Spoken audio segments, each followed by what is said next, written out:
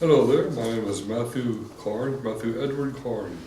Today is, as was said, December the 9th, I'm still living back then, 2016.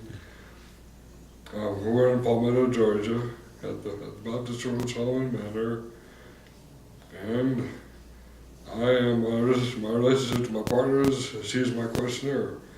I will be answering questions and trying to remember as best I can what I was doing when I was in the Navy. You want to start and tell us why you went into the Navy and when?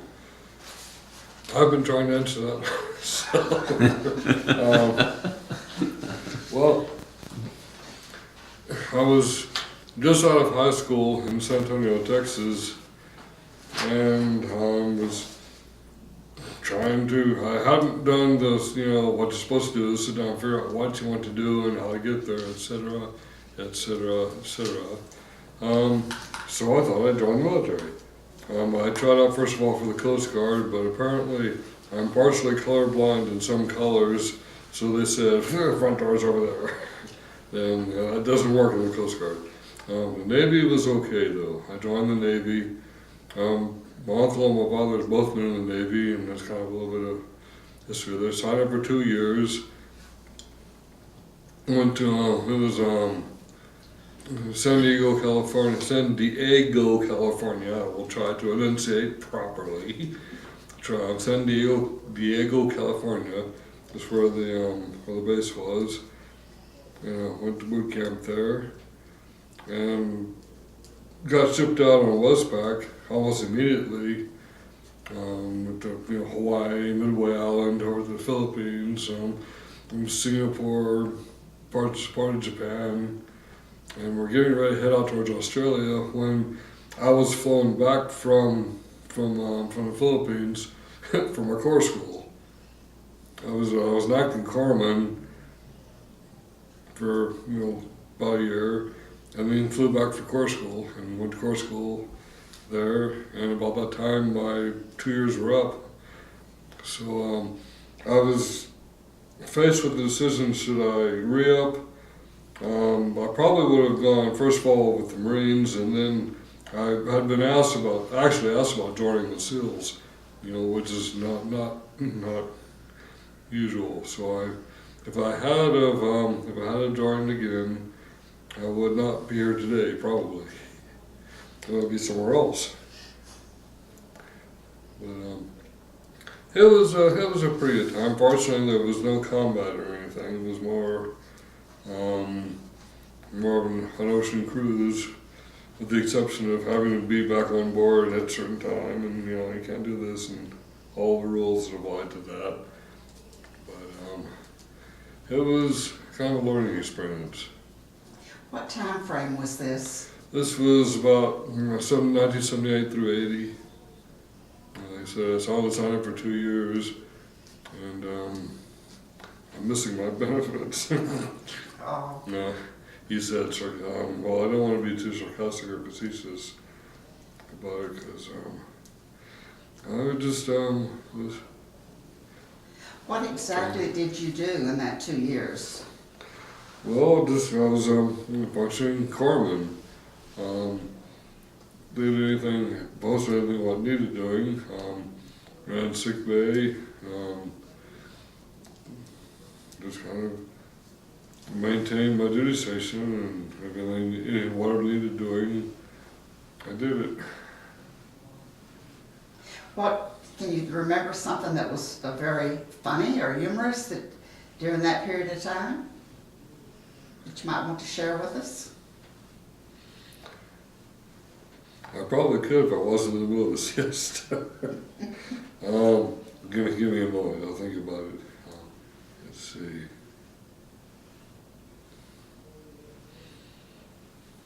While you're thinking about that, did you make a lot of friends? Made some acquaintances anyway. I wouldn't, not what you call friends. I haven't maintained contact with anybody that I knew, so I would have to say they were just, Navy shipmates. Uh-huh. Have you thought about that funny thing yet?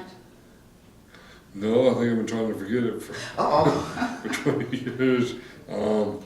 It's, yeah, it is funny in that sort of a way. Now let's see. Oh, there was one time in the Philippines.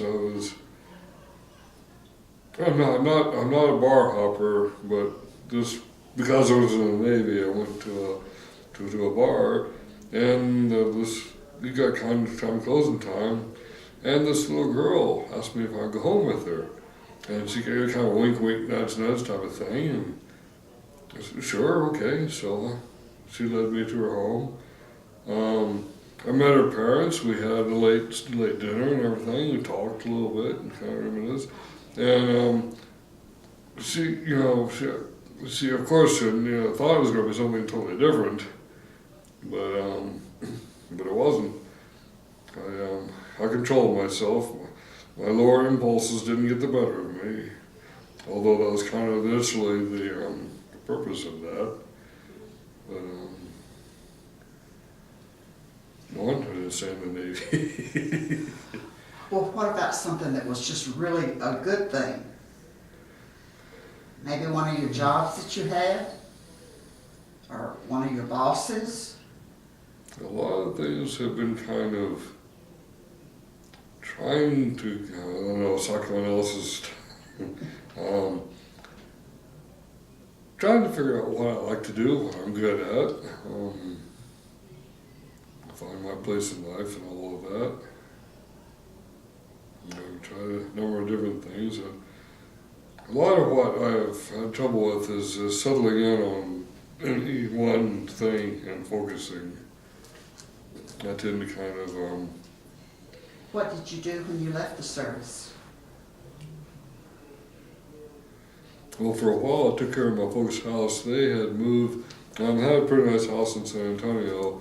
They were both civil service and moved up to working in DC. So I took care of the house for a while. And then nothing was really, I wasn't even trying to get anything started. So finally, we rented their house out, and I moved up to Northern Virginia, where I lived for several years. And there I met it was kind of a changing point in my life. I met some very good friends, which I was still right in contact and all that. It was a good Christian, sober, upright environment. And I think it did me a lot of good. And my folks moved back to San Antonio, and I, at that time, was going to school and had a job, so I stayed there. And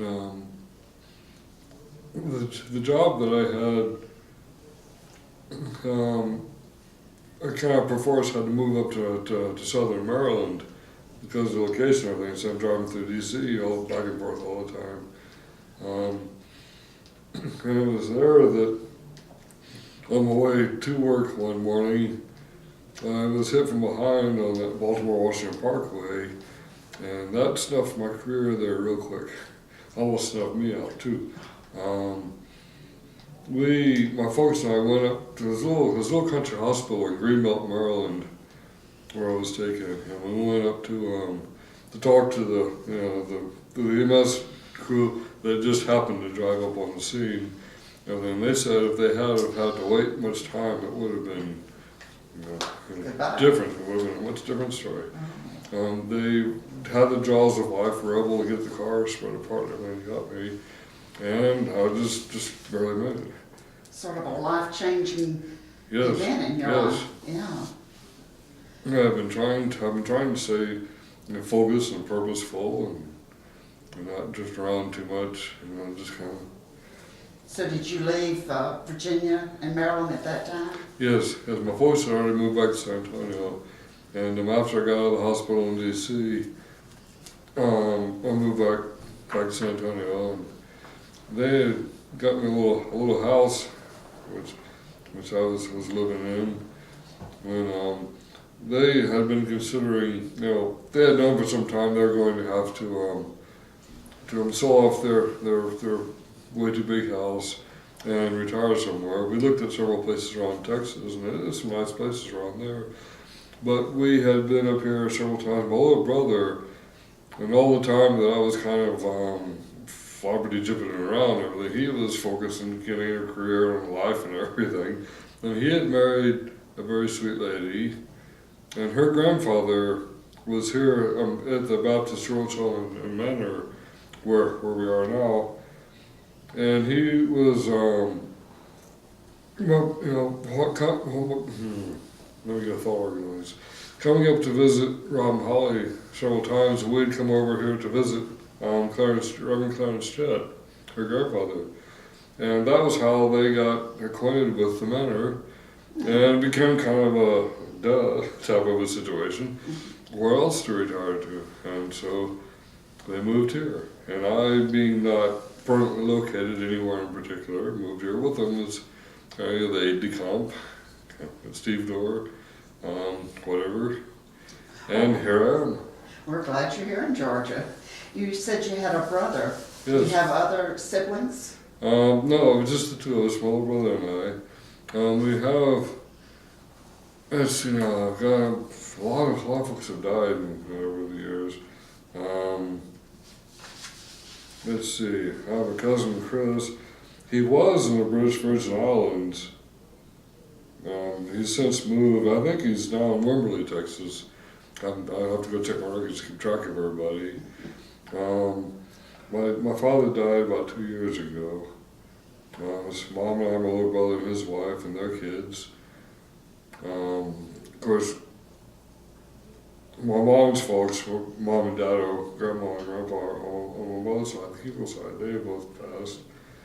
My mom's sister, Robbie, passed on some years ago. Did you ever marry?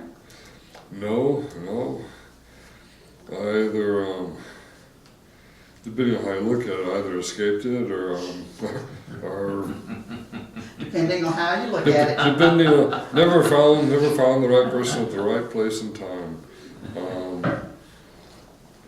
I may eventually, I don't know.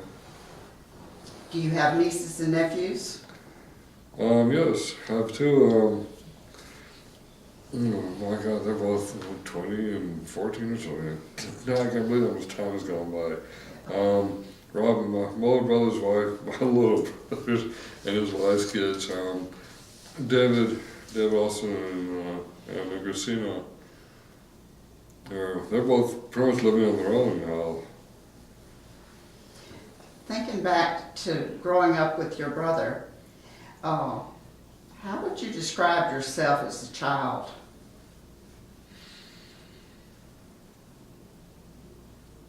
Well, things like maybe the absent-minded professor come to mind.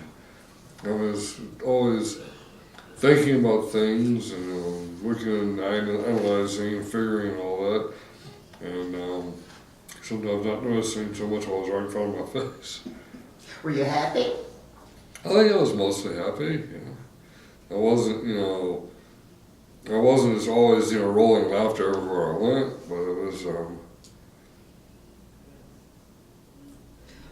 Can you think of the best memory out of all of the good memories you had? What was the best one? Oh, there's a number of good memories.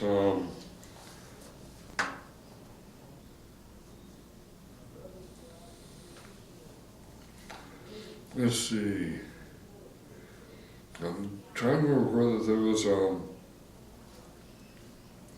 north of San Antonio, Texas. There's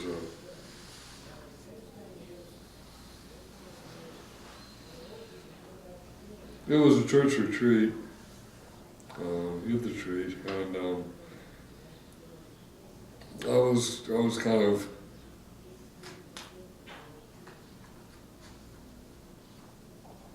reconsidering a lot of decisions I made, was refocusing my beliefs and wishes and intentions and all that, was rebaptized.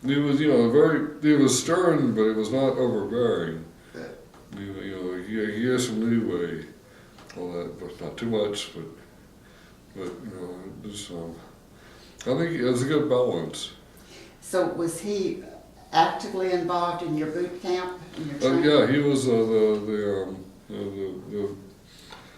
company commander, or not company commander, the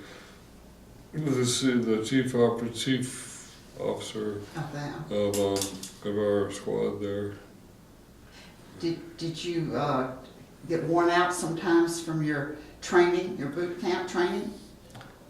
Sort of. I was in pretty good shape. I remember the one time I got in trouble, they put me in what they call a marching party, and the guy who was running it was he was a Navy SEAL, and they're supposed to be in about as good shape as you can possibly get, and I wore him out.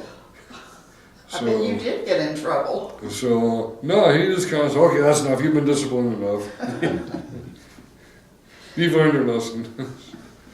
So you did not serve in any wars, though? No, fortunately there was no wars, civil unrest, whatever going on at the time. It was almost like a pleasure cruise, Wow. except for having to be back on board and all that. Uh-huh. Was the food any good? It was edible. Oh, okay. What about the living arrangements?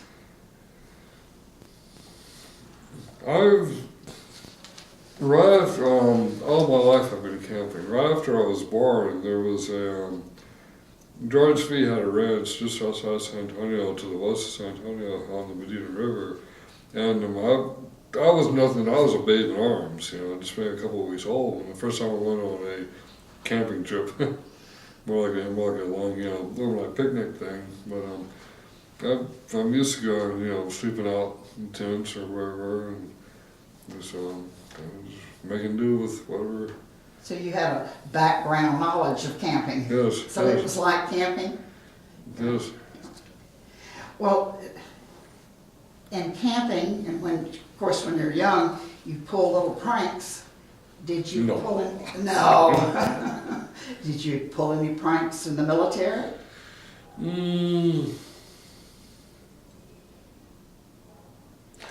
One I'm not going to talk about. Oh, okay. I don't want to hear that. I don't want this to go on record. Did you make pictures while you were there in the military? I'm sure there are some somewhere on file. So you didn't do an album? No, I didn't. My folks my family is very much into keeping photo albums and this and everything. I never was really. My little brother is quite the photojournalist type, photographer. I never really got into that. So, Are you a reader? not like I used to be. I used to enjoy reading and read quite a bit. I've kind of let myself slack on that. Yeah, I can tell, though. Well, let me ask you, what did you think of the officers when you were in the military? It kind of ran the range on the boat. The boat that I was on, it was, and the jokes about this were many and some of them flavorful. It was Landing Ship Commodore 31, LSD 31, and you can imagine the jokes about that. Yeah. The captain of the boat was just out of college. And just a brand new initiate officer, and he sort of just kind of was just there. The guy there was an old warrant officer who ran actually ran the boat, but of course that was right before he was one of the last warrant officers. It was right before they moved that rank, that level. There aren't no more warrant officers or anything. Didn't know that. Yeah, they're enlisted or an officer. Warrant officers are kind of betwixt and between. But he actually ran the boat. I've heard things like that. Well, you didn't take pictures. Did you keep a diary? Not really. I've tried to a couple of times, and I've been sadly lacking in being my own biographer, autobiographer. I have to do it mostly from memory, which more. I could probably do a fairly good job. I'm not trying to get too much. Maybe that's a project for you to start. I think it would be. I've got a book. I've got something to make a good biography book. A good, make a, Just go for it. got a good diary. Yeah. Do you remember the day that you got out of service? I used to. I haven't thought about it recently. Where were you? Back in San Diego. There's a base there. It's, the base. It was a Balboa Medical Center at this naval base. There were several naval bases in the San Diego Bay Area. It was there that where I got discharged, and came on home. What did you do the next couple of weeks after you were discharged? Mostly tried to figure out what to do next. Did you get a job right away?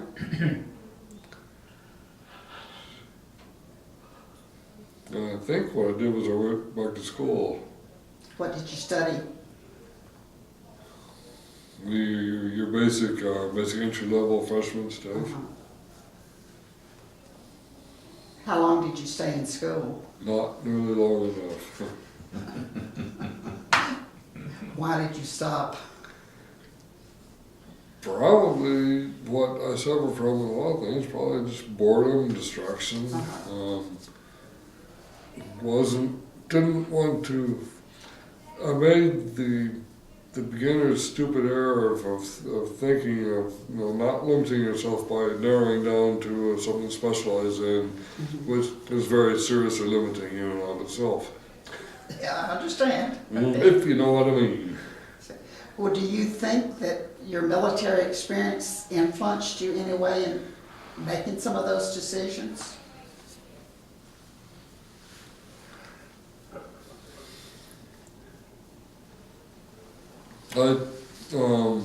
I've never done anything really totally radical, or I try to use a little bit of self-control. I'm not as wise as Solomon, but I'm getting there.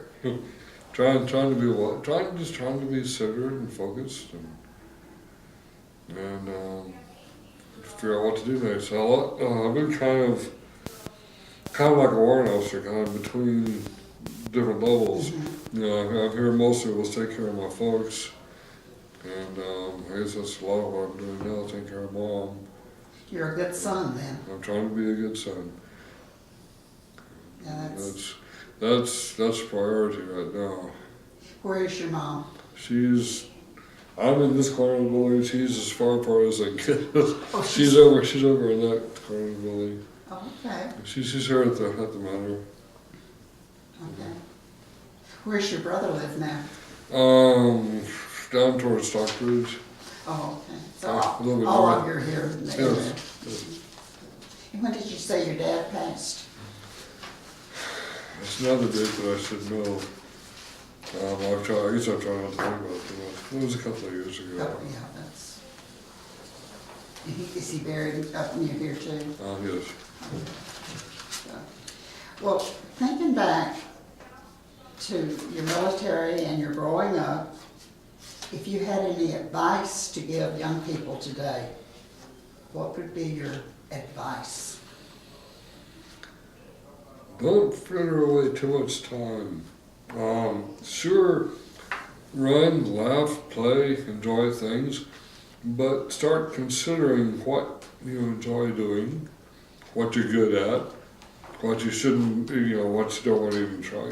Just figure out what what your interests are, what you like to do, what you can do well, and proceed therefrom. Well, thinking about that, let's, considering your mom is well and you don't have to take care of her so much, and you could do anything you wanted to do today, what would you do? How would you live your life?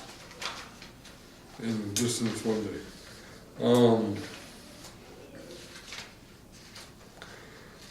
I might want to give some real consideration into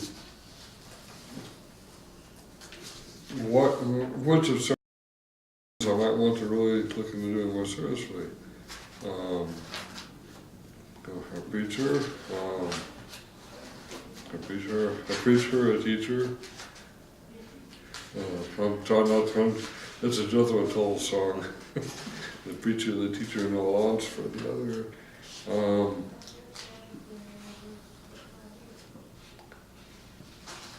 Maybe anecdotal writer about musical history or something. You like music, huh? I like music and know a little bit about different not just one kind of rock and roll, or not all country western or broke, or I kind of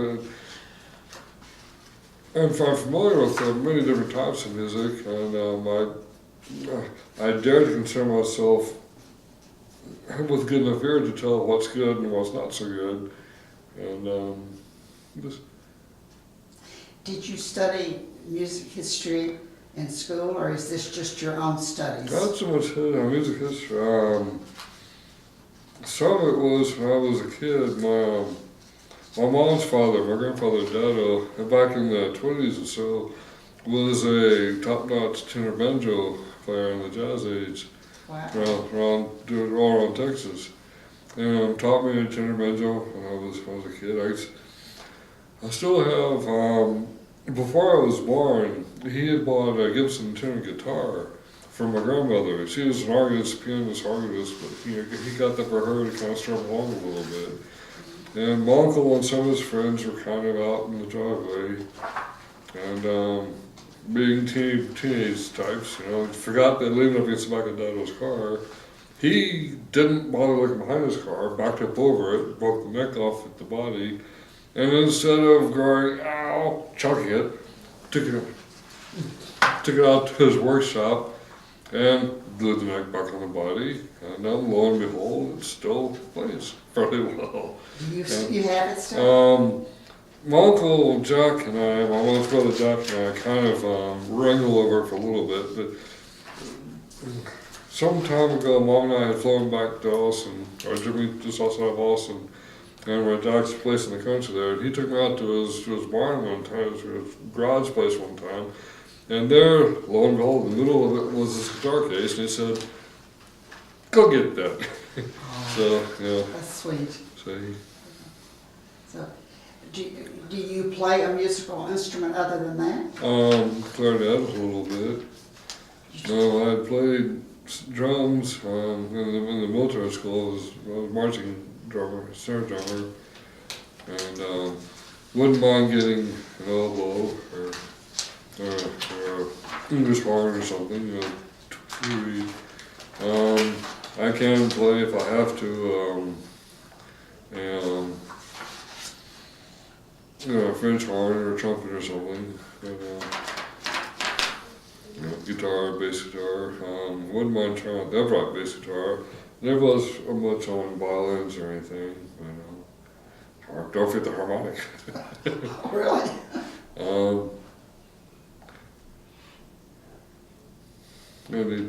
Probably need to pick one of them out and specialize more in someone that you're really, really good at something instead of just kind of, sort of good at a lot of things. Mm-hmm.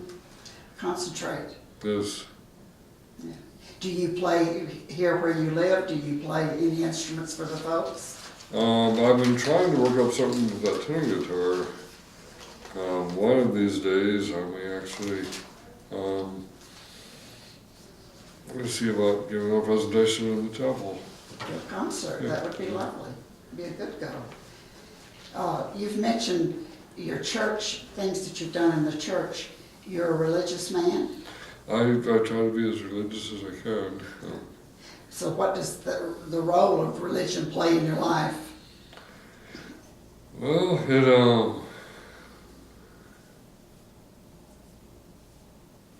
I shouldn't have to think about that more than any time at all.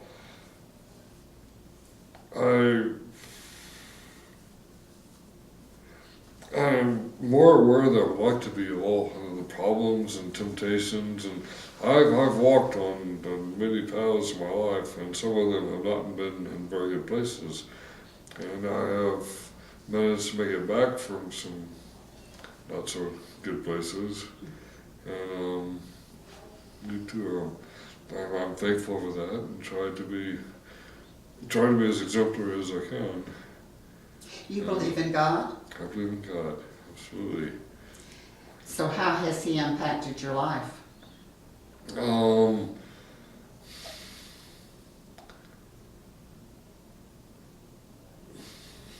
You might say it's the devil trying to pull me away, but the comfort of knowing that my sins and problems and difficulties are forgiven and are no more. So this is the type of home you grew up in, that your parents encouraged you to have this secure feeling? Yes. That's wonderful. God is always fortunate with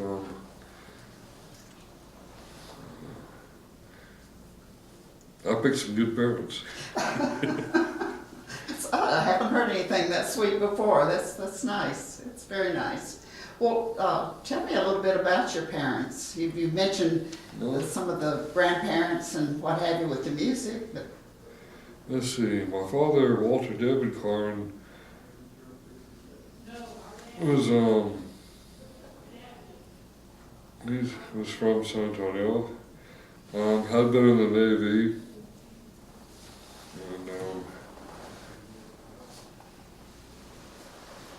and had a number of other, kind of just, drawing sales and things like that. Got a job with the Civil Service. And that was kind of, that's where he found his niche, so to speak. And I worked there, so there were several, in San Antonio there was one old army base, Fort Sam, that had been there back since 18 whatever, but there were at least four, several of them have closed, but there was Kelly, Brooks, Randolph, and another. There were several Air Force bases there in San Antonio, and he worked at let's see, Kelly, and Mom worked up at Randolph, which is up northeast of San Antonio for a while. now this is on your mother's side. Yeah, This one. oh, yeah, this but she'd have been a teacher, and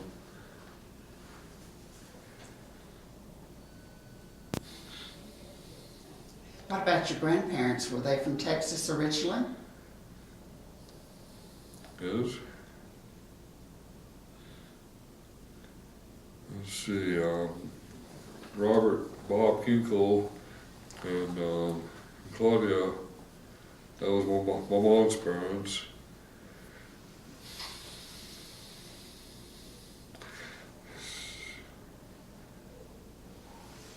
Without having hard copy in front of me, I'm kind of having to flail around a little bit but they're from Texas. And Walter David and Betty Korn were my dad's folks, who were also Texans.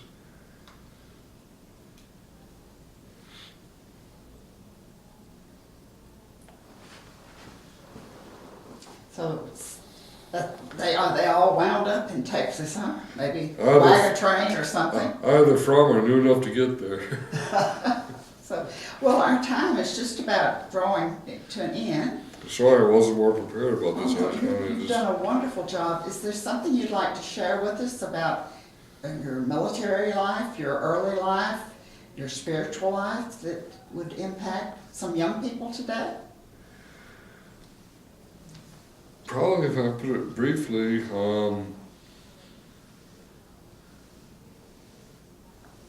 there's a balance between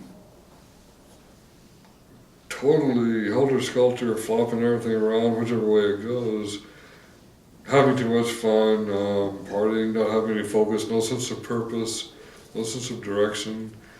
You don't want to be, I don't think you want to be too strictly straight-laced and everything, but have some good, like I said, a sense of purpose.